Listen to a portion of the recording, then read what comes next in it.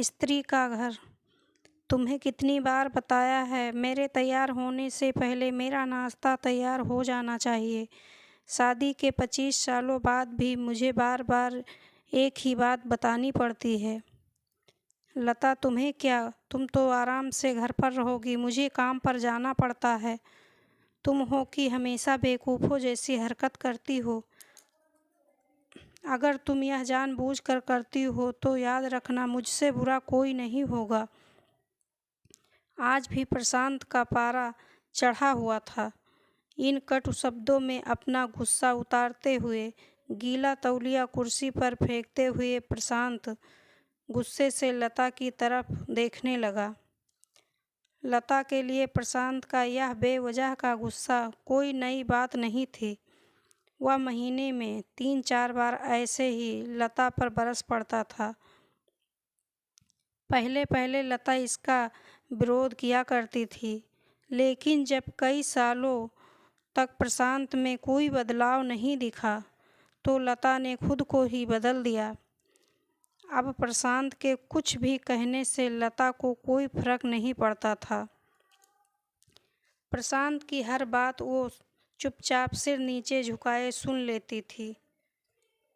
शादी के पहले 5 साल तक लता ने पूरी कोशिश की थी कि प्रशांत को बदला जाए, लेकिन फालतू का गुस्सा करना और बाद में लता को भला बुरा कहना या मानो जैसे उसकी आदत बन गई थी। कोई भी वाद विवाद होता तो प्रशांत सीधा लता को बोल देता, अगर मैं तुम्हें अच्छा नहीं लगता तो क्यों नहीं चली जाती, अपने मायके क्यों रहती हो। मेरे साथ इतना सब कुछ होने के बावजूद लता प्रशांत के साथ रहती थी, क्योंकि उसे अपनी बेटी की फिक्र थी। और वह जाती भी तो कहाँ, अपने बूढ़े हो चुके माँ बाप को इस उम्र में परेशान करना नहीं चाहती थी। समाज और लोग क्या कहेंगे, यह भी तो उसे देखना था। वह इतनी पढ़ी लिखी भी तो नहीं थी कि खुद जाकर कोई नौकरी कर सके और अपना और अपनी बेटी का पालन पोषण कर सके। लता को अब अपनी फिक्र नहीं थी, उसको फिक्र थी तो बस अपनी शादी लायक हो रही बेटी की। लता नहीं चाहती थी कि पति पत्नी के बीच झगड़े की वजह से काव्या डिस्टर्ब हो। काव्या की पढ़ाई पूरी हो चुकी थी, उसके लिए अब शादी के रिश्ते आने लगे थे। कई रिश्तों को काव्या ठुकरा चुकी थी। 2-3 महीने बाद एक अच्छा रिश्ता आया। रिश्तेदारों और पहचान के लोगों ने भी लड़के के बहुत गुणगान किए थे। प्रशांत एक शाम अपनी बेटी के पास बैठकर उसे बताने लगा, काव्या बहुत अच्छा लड़का है, पढ़ा लिखा है, बड़ा घर है, बहुत अच्छी नौकरी है। ऐसे रिश्ते बार बार नहीं आते बेटा, इस बार मना मत करना।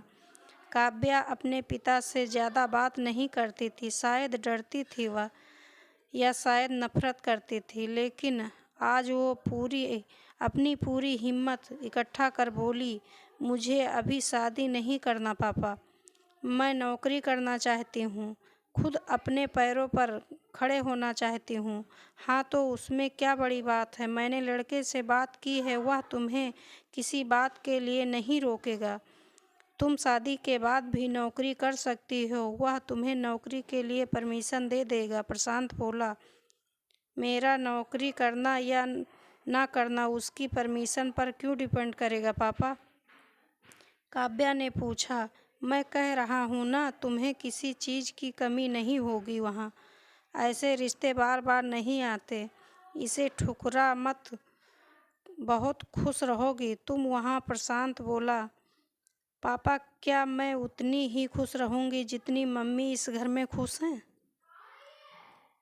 काव्या ने तंज कसते हुए कहा, आज तुम्हारी ज़बान कुछ ज़्यादा नहीं चल रही है। प्रशांत गुस्से से आंखें बड़ी करते हुए बोला। दोस्तों, अगर कहानी पसंद आई है तो लाइक करें, शेयर करें।